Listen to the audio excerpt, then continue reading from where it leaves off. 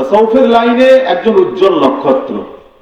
তো ওনার জীবনীতে দেখা যায় ওনার সময়ে একটা মুচি ছিল। মুচি বোঝেন তো নাকি? যারা জুতো সেলাই করে, জুতো পালিশ করে, মুচি।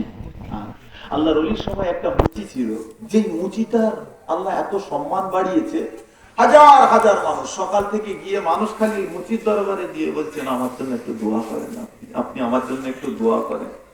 লিখছেন যে ওই ব্যক্তি যার জন্য দোয়া করছেন সে দোয়া আল্লাহর দরবারে কবুল হয়ে যায়। সুবহানাল্লাহ। বলবেন না সুবহানাল্লাহ? মুচি ভাই বিশ্বাস করেন, কোন পীরের ঘরের ছেলে বলছি না, এটা মুচি জুতো সেলাই করে খায়। আল্লাহ মাকাম দেয় না, দেখেন জুতো সেলাই করে খায়, যারই জন্য হাত তোলে তারই দোয়া আল্লাহর কাছে তার জন্য কবুল হয়ে যায়। একদিন সবাই গিয়ে জিজ্ঞাসা করছেন, ভাই কি ব্যাপার, আচ্ছা আপনি এই রকম দরজা, আপনি যার জন্য দোয়া করেন কবুল হয়ে যায়, কি আমল করেন একটু শোনাবেন, একটু বলুন না আমাদেরকে আপনার ব্যাপারটা কি, কি আমল রয়েছে আপনার ভেতরে। আমার ও নবী পাকের দেওয়ানা গলেরা, ও শুনে রেখে দিন, ওই সময় মুচি ব্যক্তিটা জবাব দিয়ে বলেছিলেন, না হুজুর না, আমার এমন কিছু আমল আমার কাছে নাই, আল্লাহর বিধানটা সময় মতো আমি আদায় করে নি, 5 ওয়াক্তের নামাজটা সময় মতো আদায় করে নি। ও ভাইয়েরা, ওই সময়তে জবাব দিয়ে বলেছিলেন, শুধুমাত্র একটা আমল আমার কাছে আছে, যে আমলটাকে আমি করে থাকি মনে হয় ওটাই আমার আল্লাহর কাছে বড় পছন্দ হয়ে গিয়েছে। কি এমন আমল করেন একটু শোনার, আপনার ইবাদতের মধ্যে কি আমল আপনি করে থাকেন। ও ভাইয়া আমার মুচিটা জবাব দিয়ে বলেছিলেন, ভাই বিশ্বাস করুন ইবাদতের মধ্যে আমল এমন কিছু না, কোন নফল ইবাদত আমি করি না, এত নফল নামাজ পড়ি না, নফল দান সাদকা করি না, নফল কিছু ইবাদত করতে পারি না, কারণ আমার সংসার চলে জুতো সেলাই করে, জুতা পালিশ করে।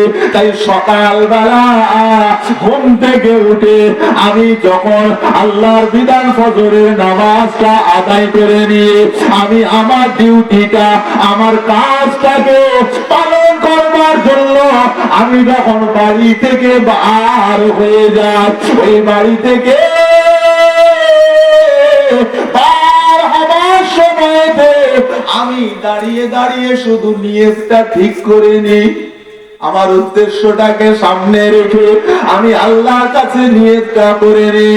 ও আমিন আল্লাহ পাক, আমি আমার আপনার উপরে তাওয়াক্কুল করে ব্যবসার জন্য বাড়িয়ে গেলাম, আল্লাহ আমি ব্যবসার জন্য চললাম, আল্লাহ আল্লাহ আজকে সকাল থেকে নিয়ে আমার ব্যবসা যতক্ষণ চলবে আল্লাহ ততক্ষণের মধ্যে আপনার নবীর যত উম্মত আমার কাছে জুতা নিয়ে আসবে, আপনার বন্ধুর উম্মতেরা আমার কাছে জুতা নিয়ে সেলাই করতে আসবে, জুতা পরিষ্কার করতে আসবে, জুতাকে পালিশ করতে আসবে। আল্লাহ ও আল্লাহ পাক, আমি যেন তাদের জুতা লাগে ভালোভাবে সাফ করে দিই, ভালোভাবে পরিষ্কার করে দিই, ভালোভাবে যেন আমি সাফ করে দিয়ে দিতে পারি।